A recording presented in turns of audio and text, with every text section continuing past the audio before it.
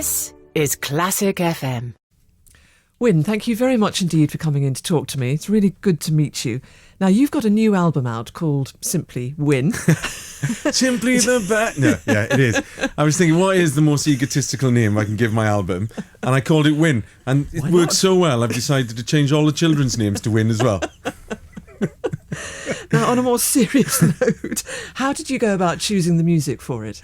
Well, it's interesting, actually, because when you're choosing an album, I always think you should choose pieces of music that you can listen to other recordings and think, actually, I can bring something new to that. And that's always been my ethos, really. But on this one, I literally sat down and put my 12 favourite songs on a piece of paper that came into my head and thought, selfishly, I'm just going to record my 12 favourite pieces of music that have had some kind of importance throughout my life. So there's like a lullaby on there, a Welsh lullaby, Siogan, that my mother used to sing to me when I was little, right through to when I started music college. Neapolitan songs were like what I really latched onto, and I thought, oh, that is such an accessible way of getting into like songs that are in Italian. Yes. And so the list went on. Is there a particular track that is your favourite? There's lots, well, they're all my favourites for different reasons. So, as I said, there's a couple of Welsh songs on there, Myfanwy and Siogan, and people might think, oh, I don't know those, but as soon as you hear them, you'll know them, and that's true of every track on the, on the album. So there's that, and then there's The Impossible Dream, which was my mum's favourite song. Then there's Santa Lucia, which is lovely because we had a little mandolin in, and it sounds like it's got that real Neapolitan feel to it. So, yeah, there's loads of different tracks. You Are My Heart's Delight, it was the first kind of, I suppose, quasi-classical thing I ever learnt. And it's still a great song, a great tune is a great tune. Leha certainly could write the tune. So, I've just put a bit of everything on, and hopefully people will appreciate it as just being a mix of great tunes. Now, you're currently presenting a guide to Verdi on Classic FM. What is it about Verdi, the composer, that makes him so great? I don't know. It's two things, right? It's the ability to write a really, really good tune. Yes. And, you go and see a Verdi opera, or you listen to a piece of Verdi, and you are singing it instantly. You think, La donna immobile, or Va pensiero, and then you're instantly singing the tune. And I think that's what makes him a great composer to listen to.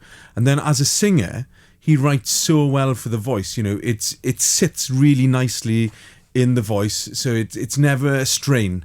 And I think that comes through then to the listener as well, because it's not only nice to sing, it's nice to listen to. Do you think he's been a little bit overshadowed by Wagner this year?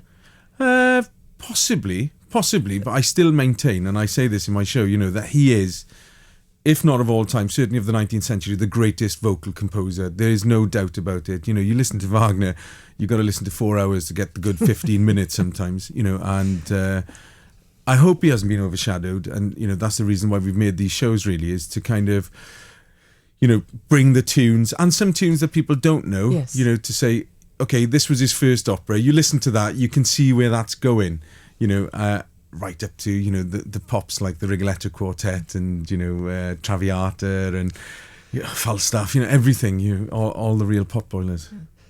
Is there a particular Verdi opera that you've really enjoyed performing in?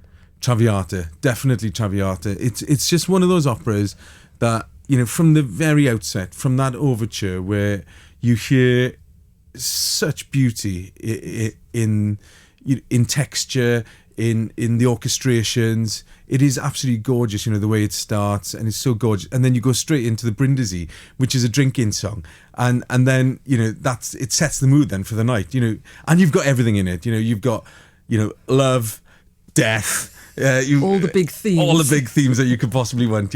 I always say that an opera is like a tenor and a soprano trying to fall in love, and the baritone spends the night trying to stop them falling in love. And so that's and that's true of Traviata. And when you get later in the opera, and this is in the show as well, in the second show, Parigio Caro, when he goes to her and he says, yeah, we will be together, even though he knows she's dying. And then you get the most beautiful tune with just the simplest accompaniment, a good cha-cha.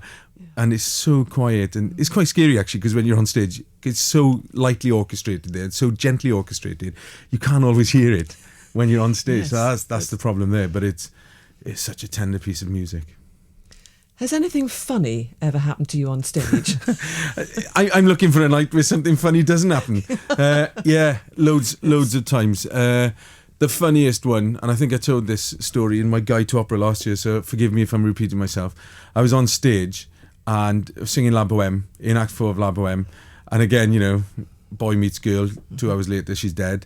And she's dying in Act 4, and I'm kneeling on top of her, and I can feel this bead of sweat on my forehead, and I'm thinking, oh, if that gets in my eye, it's really, really going to hurt.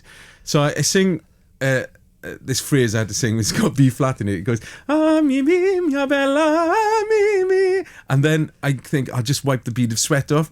And as I did, it was a fly that was dazed underneath the stage lights, which had landed on my head, which went off my head, right, straight into the soprano's mouth, right, as she took the in-breath to start to sing. And she starts going... I mean, she's meant to be dying of consumption, right? But she really was dying, right? And anyway, so I start to laugh in the middle of the stage, thinking I shouldn't be laughing, but I did, and I whacked her on the back, and eventually up came the fly, right? And by now, though, the whole opera had stopped. The conductor was just looking. Members in the audience were like, didn't know what was going on.